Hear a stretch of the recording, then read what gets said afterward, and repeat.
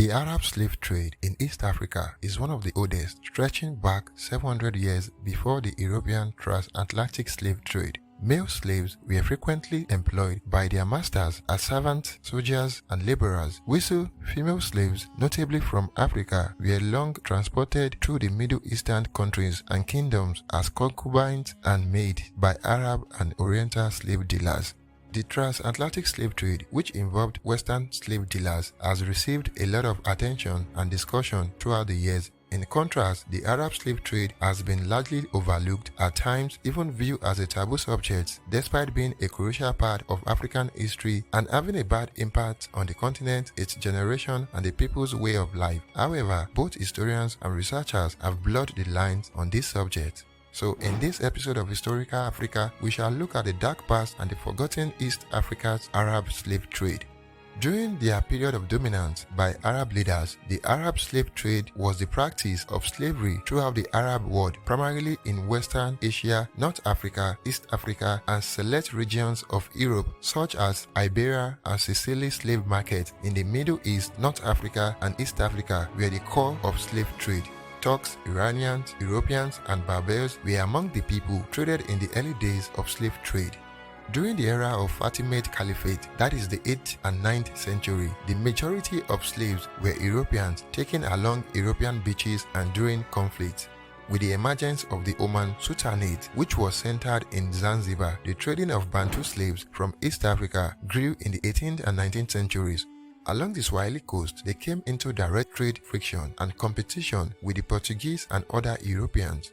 Thousands of European Christians were enslaved by the North African Barbary pirates who engaged in piracy against European merchants. They profited from the ransoms demanded. In many cases, in the United Kingdom, village churches and communities raised funds for such ransoms. The government refused to pay the ransom demanded by the pirates for its citizens.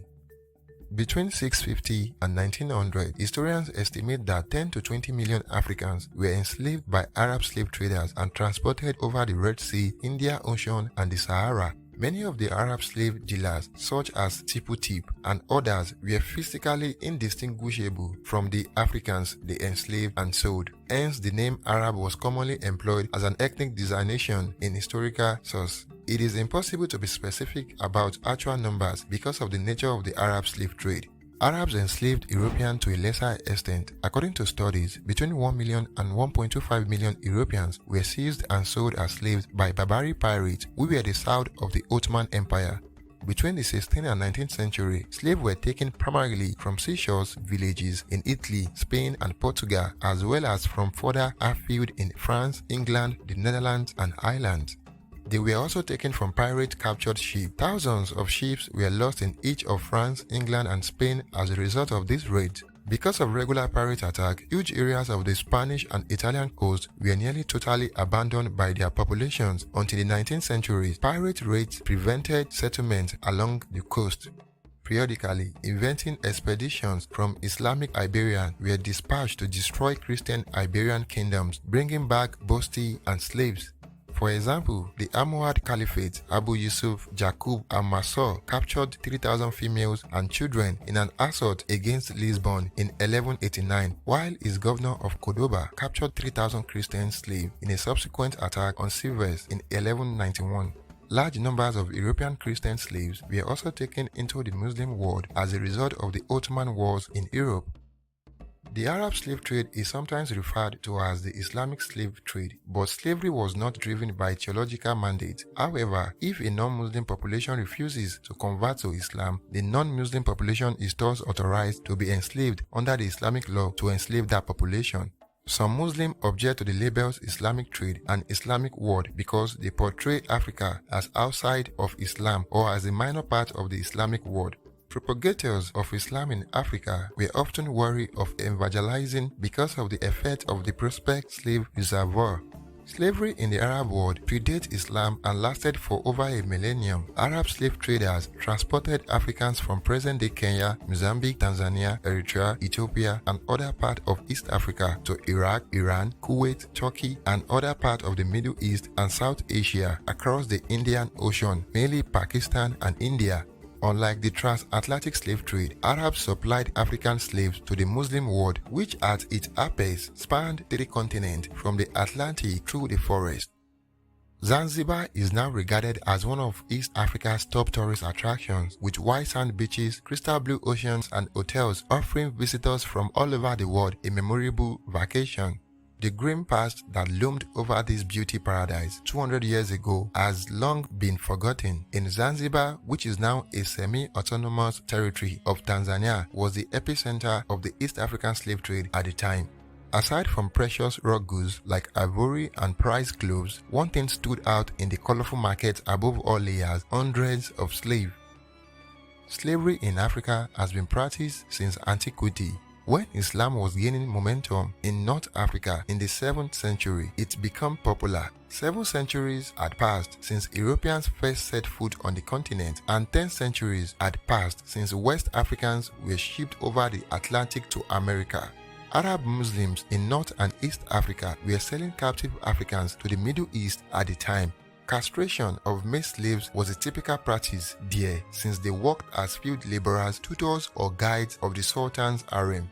According to Islamic legal principle, Muslims, including African Muslims, were not permitted to be enslaved. Initially, Arab Muslims in Eastern and Central Europe took white slaves to sell to Arabians. But as Europe's military power grew, Islamic expansion was halted, and now that slaves were few, Arab Muslims turned to Africa in large numbers. Slavery has been practiced in almost all cultures. This was also true in Africa prior to the arrival of the colonizers. Ethnic groups such as the Yao, Makwa, and Marava were fighting each other in Central East Africa, while entire peoples of the continent traded with people they had taken in conflict. As a result, Arab slave dealers came across pre-existing institutions that aided in the procurement of slaves for their goals. In Zanzibar, the slave trade thrived. Arabs were looking for slaves to transport to the Middle East or to work on clove crops. Slavery was a component of various African cultures as well. When it came to export, tribal Africans were the most important players because many African communities lacked prisons. People who were captured were sold. From the 17th century forward, this slave rate in East Africa exploded. Omani merchants increasingly settling in Zanzibar. Because of the huge trade along the Swahili coast, the island became even more significant in the international trade of products and as a result in the slave traffic. This was how East Africa's largest slave market came to be. There are only estimates as to how many Africans were traded from East to North Africa, some of which vary greatly. This is also attributable to the fact that a large number of slaves died. According to scientific evidence, approximately 3 out of every 4 slaves perished before reaching the market where they were to be sold. Hunger, disease, or tiredness from long trips were the causes. About 17 million East Africans were sold into slavery by the Arab slave traders. The so-called transatlantic slave trade by Europeans is still remembered by the majority of the people. However, in actuality, the Arab slave trade of East Africa was considerably worse. About 8 million Africans were transported from East Africa to Morocco or Egypt through the trans-Saharan route. An estimated 9 million people were deported to the Red Sea of the Indian Ocean. David Livingstone, the Scottish missionary and explorer, attested that 50,000 slaves were sold in Zanzibar's market each year. However, contemporary historians have questioned these statistics. Slaves were not all transported to Egypt or Saudi Arabia. Omani settlers began farming cloves in Zanzibar in 1820 in order to supply the growing demand in the international market. Large plantations grew fast and slaves could be purchased for a low price in a local slave market.